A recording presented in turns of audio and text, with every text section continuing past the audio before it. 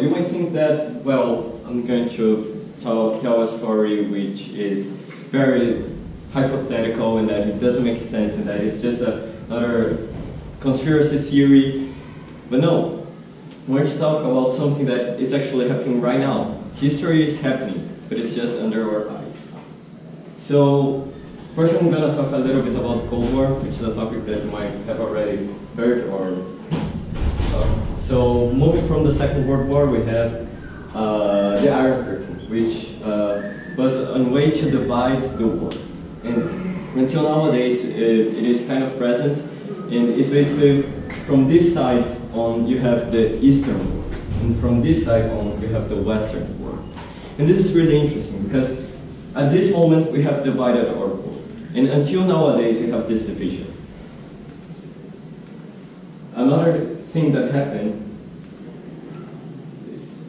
is the Truman Doctrine, which was a way of the United States to prevent communism or socialism in other nations. And it basically worked by financing groups which were against, or governments which were against these movements. And well, with that, it also came the ideology of neoliberalism, where borders should go down and that countries should trade freely. Well, because of that, the country of freedom and democracy wasn't so democratic when doing Guatemala, South Vietnam, Argentina, Brazil, Chile, and also Iraqi coup d'etat. Well, moving on.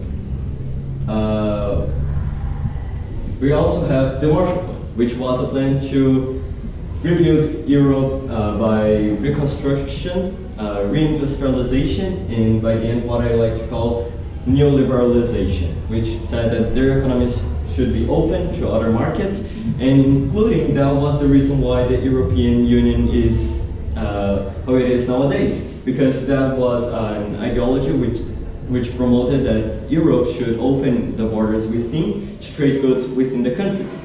And so it's one of the factors from the European Union, which is a union presented nowadays. Moving on to another very important event, history fact that happened was the Korean War, which is still happening nowadays, and that's because there was never a peace treaty. So after World War II, the territory of Korea was invaded by the United States and Soviet Russia. Well, both nations said that they would want to have only one country, Korea, unified. However, USSR only would let that happen if it could give a sphere of influence in that region, which was the North. So, and because of that,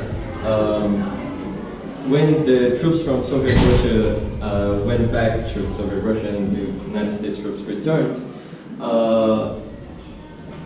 what happened was that one nation, or better, a part of the nation wanted to be socialist and another wanted to be capitalist. And well, after a while, the Chinese Revolution happened, and there was no interference from the United States.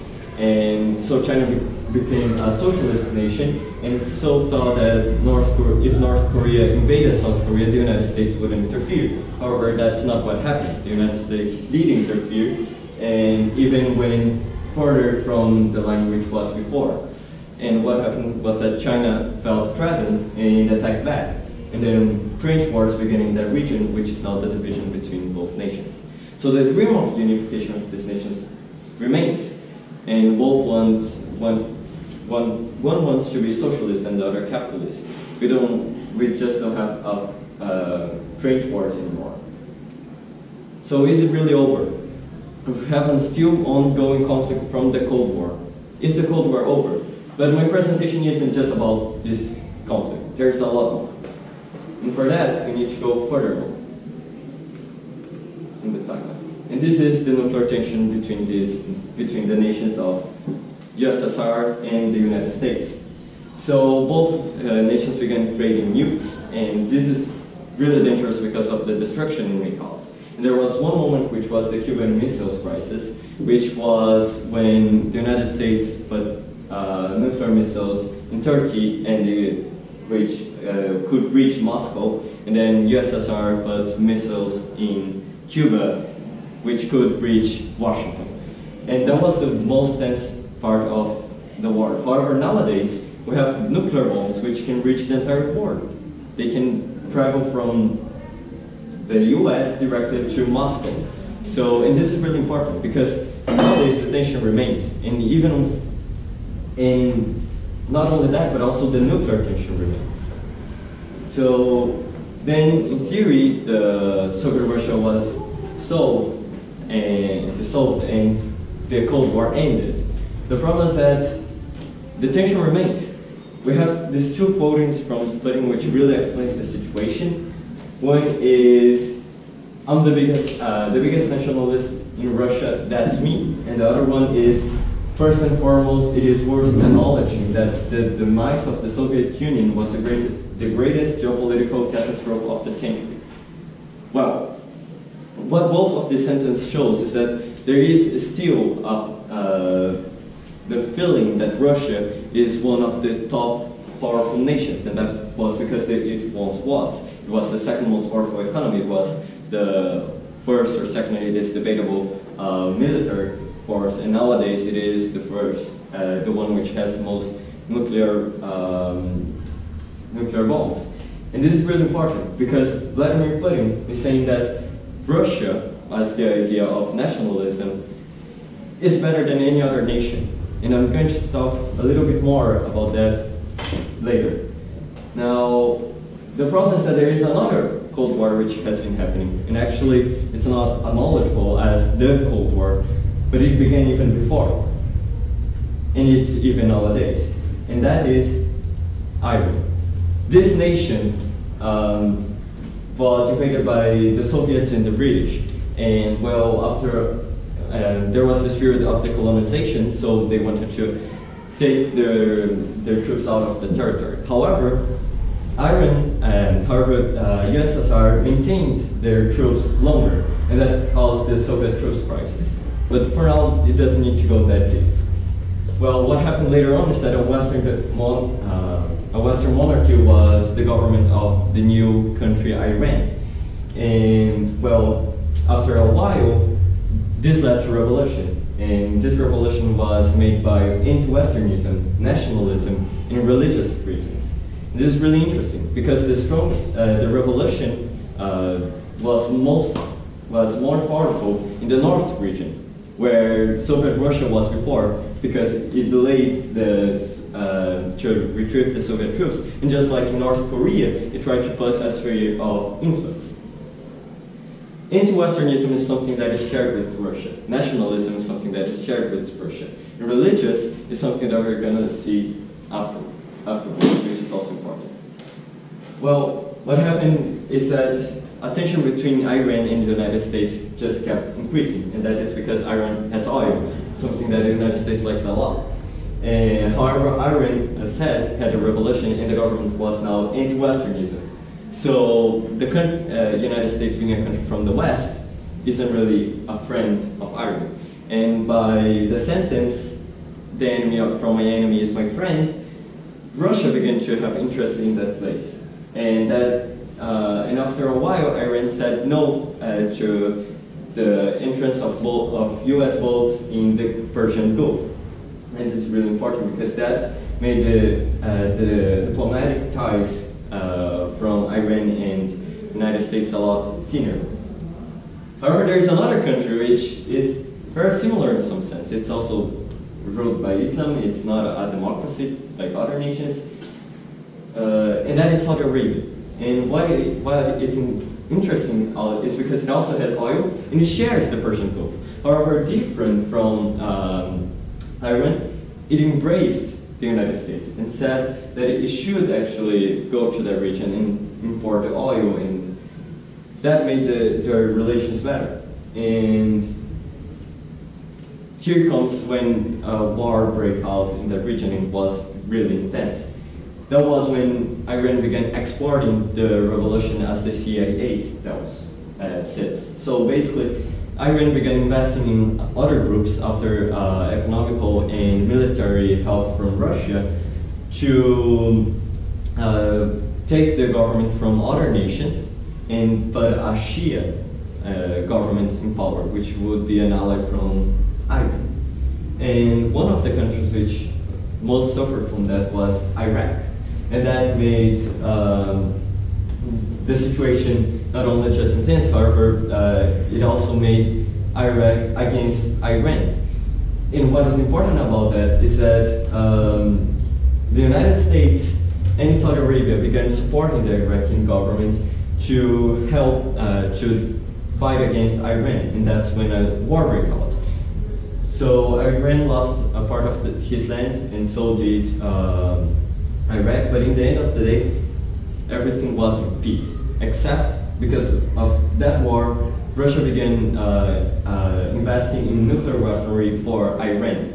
And well, because of that, a war tension began, because now there is another nation which has nuclear warheads, and that's when the nuclear deal appeared, and now Trump simply left the United States out of the nuclear deal, which made the situation a lot intense. And now you could see that there was Syria, and I'm going to talk about Syria later on, but is it really over? We have two nations being simply supported by other nations because of oil. And these nations, one embrace Westernism, another does not. And they're fighting in other nations just like the Cold War. So, did it really end it? Well, this is where Syria came in. It's really interesting because that was the only place where Iran's ideology won. It's ruled by a Shia minority. It's ruled by Bashar al-Assad. And the government is supported by Russia and Iran. NATO and Saudi Arabia, they are two countries which not only supported rebels that went to take Bashar al-Assad out of power, but also they trained them. And this is really important because afterwards, Turkey, instead of fighting ISIS, was fighting the Kurds, which was a political enemy from the nowadays Turkey government. And then only then, because ISIS was so strong, which was one of the rebels from Bashar al-Assad government, only then Saudi Arabia stopped supporting ISIS. And we know about what ISIS has done. And then we have 2016 elections, which I'm also going to talk a little later because it's kind of funny to start. Bashar al-Assad now is regaining power over its territory. Why? Because the US simply left. It said, I'm not going to deal with Syria anymore. We are going to stop supporting rebel groups. We are going to stop CIA training rebels. And then what happened was the use of chemical weapons against its own people. That's something that in Syria Bashar al-Assad did. However, some countries such as Russia and Iran said that it wasn't actually Bashar al-Assad, but the rest of the world says it was. And they say that actually it was a way for the United States to attack Syria and regain its imperialist views over the world.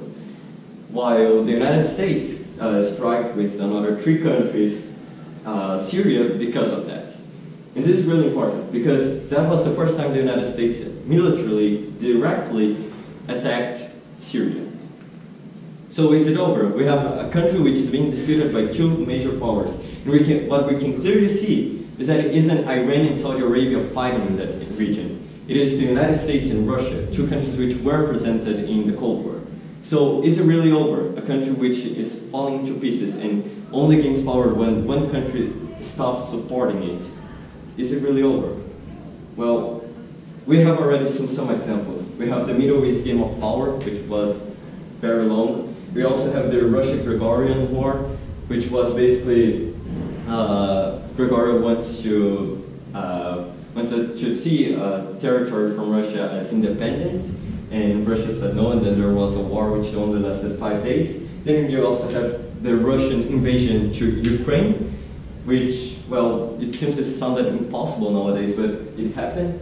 We have Russia being expelled from the G8, so it's not more part of the G8, even though it should be a member because of its country powers and everything. And then we also have Russia supporting China and China supporting Russia, and this is really important. I'm going to talk about it later on. Russia keeps threatening the war, and this is really important because, as we can see, even though it's losing power, it still threats as much as it did before. And this shows that it still wants to show that it has that power. And that's something that Putin said. He is a nationalist. He believes that Russia is better than other countries. And that's why he's doing that. Because he actually believes that Russia has the power to do whatever it wants. Is it over? Again, once more, a country which says that it can invade whatever he wants, which is going to still be a powerful nation. A country which says this, could it have said that it lost the war? So now we go to China, and this is where things get a little bit more spicy. So until now, what we could see is that we have military intervention from Russia. However, there is a new player in the game, and that's China. So you might think, well, Russia was falling, and you can clearly see by its GDP. It was the second most powerful economical country, and then it just fell down, and now China is the second. And what is interesting is that China already surpassed the US in purchase power. It's predicted to surpass it in 2030, the GDP, the nominal GDP. And what we can see, and something that the United States know, just like he did with the Marshall Plan, is that when you have a big, powerful economical influence, you also have these countries in your favor. That's what he did with the Marshall Plan. That's what he did with the Truman Doctrine, and that's what China is doing right now. We already have countries which adopted its system. They are Laos and Vietnam. However, slowly, we can see that Chinese imperialism going all around the world. So first of everything, China wants to build a new Silk Road, which connects China to Europe and Africa. This Silk Road is already being built, and there is a lot of places in different countries which they are now being used by only the Chinese government. So the current government from that region doesn't have power under that region. And this is really cool, because if you can see, these products are going to go to a country which the government from that country isn't looking there. It's another country. Also, we can see that Chinese corporations are just appearing in Africa, like everywhere. And that's something that the United States also did. They tried to finance groups showing that, and put corporations in that region so that it could gain economical power and influence over the region. And now China is doing that. And we have still the thing of West and East. China, as spoke before, it is an Eastern nation. And every time we can see more and more this difference, this division between the West and the East. The Chinese, there is also a lot of Chinese investments here in South America. In Brazil, we could see a lot. In Paraguay, well, even more. But what is important to notice is that all these regions are being affected, except North America. You can see that we have Russia, which is in Europe. It's a big partner, trade partner from China. We can see the Middle East and Asia as a whole being have products from China being transported by the new Silk Road, and we can see the investments in Africa and South America. So every time, China is controlling more and more of our border, and this is really important, because is it over? Now that we have another country which, instead of Europe, which accepted the US tariffs, actually created a trade war with the United States because it has that power, and it's allied from Russia, and Russia is its ally. So meaning that we have both a very powerful military country and a very influenced economical power. They are both united against another nation and another country's corporations and another country's industries. So is it really over? Is the Cold War really over? If we can see what was happening before, also nowadays, but more subtle. So I wish it was over, but I believe there is a lot of studies showing that, well, it isn't over.